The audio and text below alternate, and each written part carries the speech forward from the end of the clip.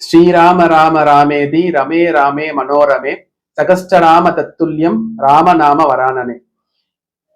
ஓம் நமோ நாராயணாய நமோ நமக. நம்ம பெருமாளுடைய நாமத்தை மகிமையை பார்க்கிறோம். இப்ப பெருமாளுக்கு நம்ம கோவிந்தான்னு சொல்லுவோம். கோவிந்தானா என்ன அப்படின்னா, கோவிந்தான்னு முதல் சொன்னது பாத்தீங்கன்னா முதல கட்ட மாட்டின இந்திரனுடைய யானை ஐராவதம்.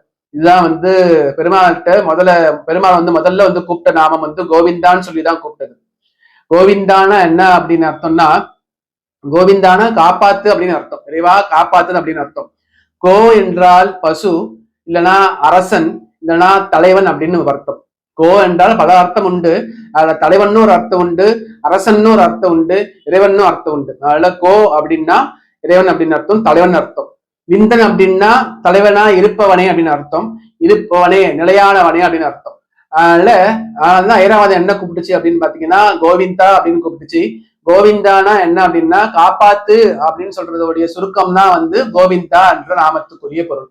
அதனால நாம் எல்லாரும் கோவிந்தனை இறைவனை பெருமாளை கோவிந்தான்னு சொல்லி கூப்பிடுறோம். அது என்ன அர்த்தம்னா காப்பாத்து அப்படின்னு தான் அர்த்தம், தலைவனே காப்பாத்து அப்படின்னு அர்த்தம். இதுதான் கோவிந்த நாமத்துடைய சிறப்பு. நாராயணா அப்படின்னா என்ன அர்த்தம் அப்படின்னா, நாரணன் அப்படின்னா நீர் அப்படின்னு அர்த்தம். அயனன் அப்படின்னா நீர்ல தூங்குறவன் இல்ல பள்ளி கொண்டவன் அர்த்தம், அல்லது சயனிப்பவன் அர்த்தம். அதான் நாராயணான்னு சொல்லிட்டு சொல்றோம். நாராயணன் அப்படின்னா நீரில் அல்லது கடலிலே பள்ளி கொண்டிருப்பவன் அப்படின்னு அர்த்தம், அல்லது சயனித்திருப்பவன் அர்த்தம்.